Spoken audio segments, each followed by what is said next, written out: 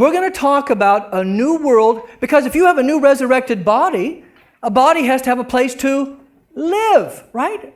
And that's what we're going to talk about. God's going to destroy this whole universe, and He's going to create a new universe, and it's going to be in this new universe without sin or death or anything, that we're going to live in our new immortal, glorified body filled with all kinds of powers. So here we go. At the top of the page, write down these passages. And this is about a new world. Here we go. Number 1, Isaiah, you can abbreviate it IS if you wish, Isaiah 65:17. Number 2, Isaiah 66:22. Number 3, Matthew 19:28. Number 4, Romans 8:20 and 21. Number 5, 2 Peter 3:13. And the last one, number 6, Revelation 21:1. So you can see there's a lot of passages talk about this, right? We're going to look about this new heaven and this new earth. So let's just run through these passages quickly, and then we'll go back to question number 5. So the first two are in Isaiah, about the middle of your Bible. Now remember, to set this up, remember God created a perfect world, right? He's all done creating, and everything was very good. Then Adam and Eve fell into sin, and everything goes wacko. Cursed is the ground because of you, okay, and so forth. Okay, Isaiah 65:17. We'll do this kind of quickly. You'll get the point. This is God speaking through the prophet Isaiah. Behold! That's supposed to get a person's attention. That's a very clear Hebrew word there. Behold! Watch this. Listen up. I will create new heavens. And heavens here means universe. And a new earth. The former things, the things of this universe I'm adding there, will not be remembered, nor will they even come to mind. Next chapter, chapter 66. 66:22. As the new heavens and the new earth that I make will endure before me, declares the Lord. Endure before means to last for what? Ever. So will your name and descendants endure, meaning forever. Okay, now let's go to the New Testament. Go to Matthew. Matthew 19:28. Now we have a little bit different language here, but you're going to see very easily it's the same idea. Matthew 19:28.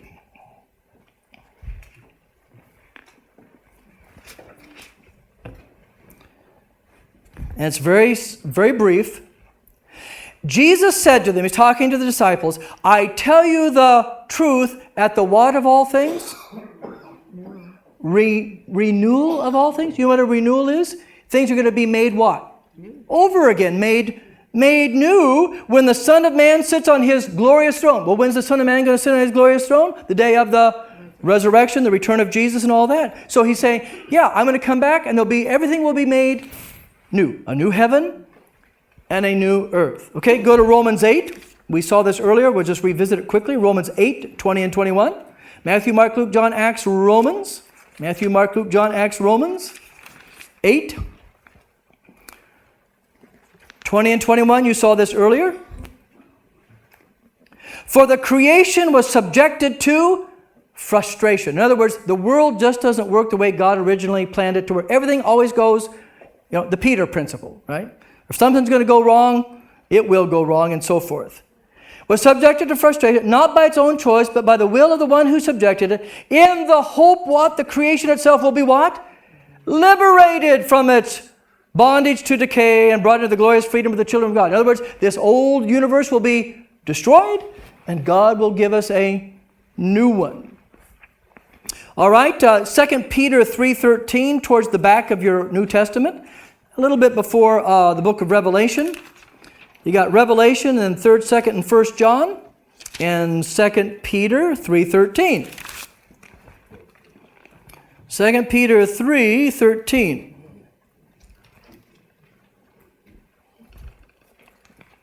Second Peter 3:13. But in keeping with His promise, we are looking forward to what? a new heaven and a new earth, the home of no more sin. A home of righteousness. Now, let's see how smart you are. But in keeping with his promise, what promise of God is Peter thinking about? And you heard it earlier when we went through these passages. What promise? I'm thinking of a Bible passage. It's okay if you don't get it. Isaiah 65 and Isaiah 66. Right? That was written 700 years before Christ. That's the promise. He's saying God, through the prophet Isaiah, promised us a new heaven and a new earth. That's where we're putting our hope. And of course, Jesus talked about it too. Okay, real quickly, I'm watching the clock. Forgive me. Revelation 21:1. Revelation 21:1.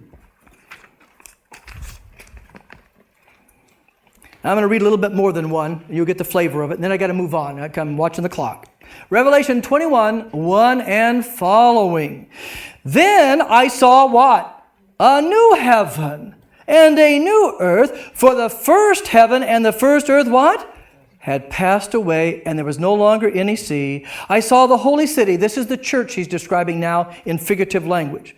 This is the church. The holy city, the new Jerusalem, coming down from heaven from God, prepared as a bride. Here's the church. Because who's the groom? Jesus. Church is the bride. This is figurative language. Prepared as a bride, beautifully dressed for her husband. And the husband is Jesus. Because Jesus has come back. And I heard a loud voice from the throne saying, now the dwelling of God is with men. Remember in the Sermon on the Mount? Blessed are the pure in heart, for they will see God. And he will live with them. They will be his people, and God himself will be with them and be their God. He will wipe away every tear from their eyes. There'll be no more death, or mourning, or crying, or pain, for the old order of things has passed away. This world is going to be destroyed, and he's going to create a new one, the home of righteousness.